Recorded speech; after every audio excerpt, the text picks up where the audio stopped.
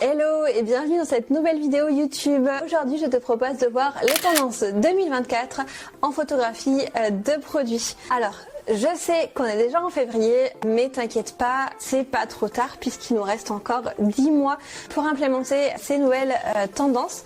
Et sans compter que je pense que la plupart d'entre elles vont rester beaucoup plus longtemps que simplement une année. Alors j'espère que tu es prête parce que c'est parti!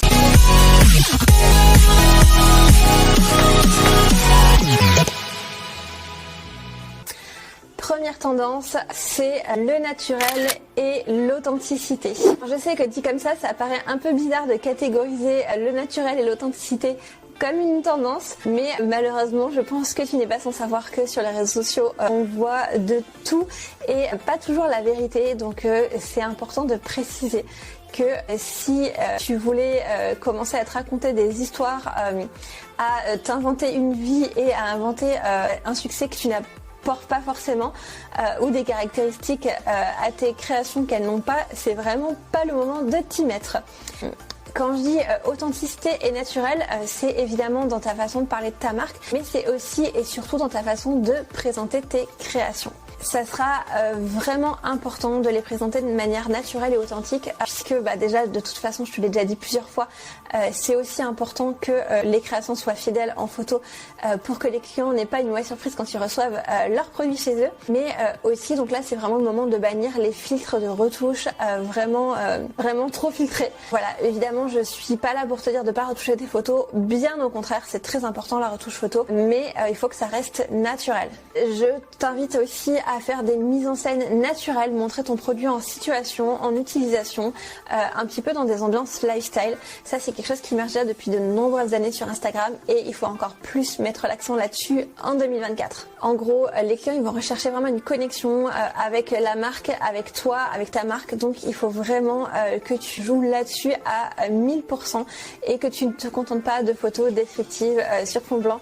Vraiment ça c'est un truc qu'on ne veut plus voir cette année. Tendance numéro 2, c'est évidemment l'éco-responsabilité. Je sais, ça aussi, ça fait un petit peu mal de le mettre dans la catégorie des tendances puisque ça devrait être bien plus que ça. Mais en tout cas, sache que les consommateurs sont de plus en plus sensibilisés aux enjeux écologiques et au recyclage, au zéro déchet et aux créations upcyclées. Vraiment, c'est pas obligatoire si ça fait pas partie des valeurs de ta marque et si ça fait pas partie de ce qui te caractérise. Dans ce cas-là, évidemment, il n'est pas question de faire du greenwashing et de raconter des choses qui n'existent pas. Mais si ça fait partie des valeurs de ta marque, si tu fais du zéro déchet, de l'upcyclé, que tu utilises, je sais pas, des matériaux recyclés, des choses comme ça, que tu fais de la seconde main, dans ce cas-là, je t'invite vraiment à communiquer dessus, puisque c'est un critère qui interroge de plus en plus les acheteurs. Donc pour ça, tout simplement dans tes photos, ça va se transcrire par les mises en scène et aussi les choix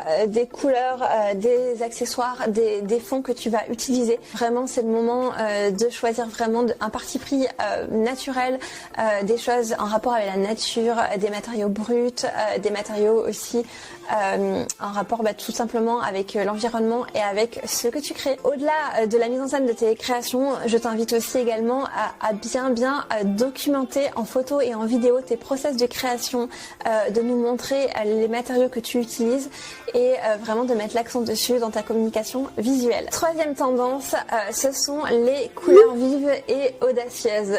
Rien à voir avec ce que je viens de te dire précédemment, mais si du coup tu n'as pas forcément d'arguments éco-responsables à mettre en avant, et si tu en as aussi d'ailleurs, les deux ne sont pas forcément incompatibles, mais en tout cas si tu as eu un univers coloré cette année, c'est ton année. Si jamais ça fait un moment que tu as envie de jouer avec les couleurs mais que tu n'osais pas forcément le faire, c'est vraiment la tendance en 2024, donc c'est le moment d'assumer. Évidemment, encore une fois, si ça correspond à ta personnalité de marque, encore il n'est jamais question de mentir ici. Mais en tout cas, c'est le moment jamais de te lancer. Donc pour ça, je te conseille des fonds et des accessoires colorés dans tes mises en scène, des choses qui peps, des choses gaies, qui sont joyeuses, de bonne humeur. Enfin, quelque chose qui donne vraiment la pêche. Et je pense que tu le sais, on a tous bien besoin de voir des photos qui nous font sourire et d'acheter des créations qui nous rappellent ces sentiments heureux. Quatrième tendance, qui a encore une fois rien à voir avec la précédente, c'est le style minimaliste. Je sais, par rapport à tout ce que je viens de dire, tu te dis mais en fait toutes ces tendances n'ont rien à voir avec les unes avec les autres. Et c'est vrai, tu n'es pas obligé de toutes les suivre et c'est parfait puisque moi je te conseille d'adopter celle qui convient le mieux à ta marque. Donc le minimalisme c'est quelque chose qui fonctionne très bien en 2024, donc je te conseille, pourquoi pas, si ça correspond, pourquoi pas de la géométrie dans tes compositions, c'est quelque chose qui peut être vraiment puissant et qui peut créer un fort attachement à ta marque. Cinquième tendance, c'est la narration visuelle. Je t'en ai déjà un peu parlé dans le point 1 avec le côté authentique et naturel, et là eh ben figure-toi que c'est tout à fait complémentaire. Donc quoi qu'il arrive, je t'invite en tout cas à respecter la tendance 1 et la tendance 5 et ensuite d'aviser en fonction de ce qui correspond à ta marque pour les autres tendances. Donc comme je te disais, la narration visuelle c'est vraiment essentiel. En fait tes photos elles doivent raconter une histoire, comme tu dis, c'est un petit peu ce côté lifestyle. Je te donne un exemple, si par exemple tu fais des créations pour enfants, et ben je t'invite à les photographier, pourquoi pas portées par des enfants en train de s'amuser, en train de jouer, en train de faire des activités qui correspondent aux valeurs de ta marque, ce pourquoi tes produits ont été conçus. L'idée c'est vraiment de permettre à tes clients de se projeter et de s'imaginer utiliser tes produits et tes créations comme s'ils étaient déjà chez eux. Voilà, c'est tout pour les tendances 2024. J'espère que cette vidéo t'a plu. J'espère que tu as vu des choses que tu pourras implémenter et mettre en œuvre pour développer ta marque cette année. Si jamais tu as des questions et si jamais tu aimerais que je développe certaines de ces tendances, je t'invite à me dire tout ça en commentaire. Et évidemment, si tu veux plus de conseils photos, n'hésite pas à t'abonner et à activer la cloche pour recevoir les notifications des prochaines vidéos. À très vite!